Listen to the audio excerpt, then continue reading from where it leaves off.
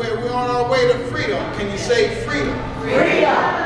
Where are we on our way to? Freedom. We want people to come and sit in the pews that their ancestors sat in.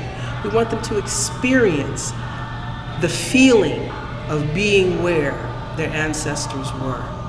I want them to look around and see what they built, because this church was built by free Africans with a single purpose in mind, and that was to take care of the African American community and give them a place to worship, a place to live, and a place to grow. Hush, hush, somebody's calling my name.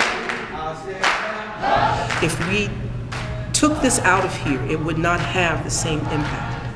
And that's why we do it here. That's why we encourage people to come here. We bring them here so they can see it, so they can live this experience. It would not be living the experience if we took it out of here. It would just be a road show, and that isn't what this is. I've had this vision the last couple of years of establishing a school right here in Lancaster. It would be completely inclusive.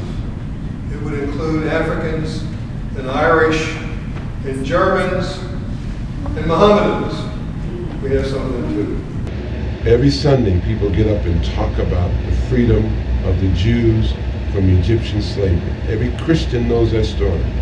But nobody knows in America the Christian story of how God brought about the freedom of Africans and from slavery, and the freedom of whites from the bondage of holding somebody in slavery. It's a miracle that we never talk about in this country. Nobody talks about it, nobody knows about it, and people keep on acting like that's the elephant in the room that we can't talk about. We don't delve a lot into the actual Civil War, because what we're trying to talk about is what people did when they were enslaved. Now we have right here, we have the cemetery that's right outside.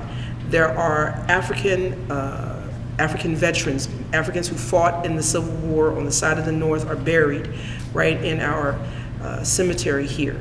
And green trees are bending, poor sinners stand a trembling. We're just saying, hey, this is what was done. This is what the truth of it is. Nobody's saying that you need to be remorseful about that, you need to be upset about that, but you need to acknowledge it as being true. And when you do that, then you can move on from that. And it also makes you aware so that you don't do that to someone else again. And that's what we try to do. We want people to not shy away from it.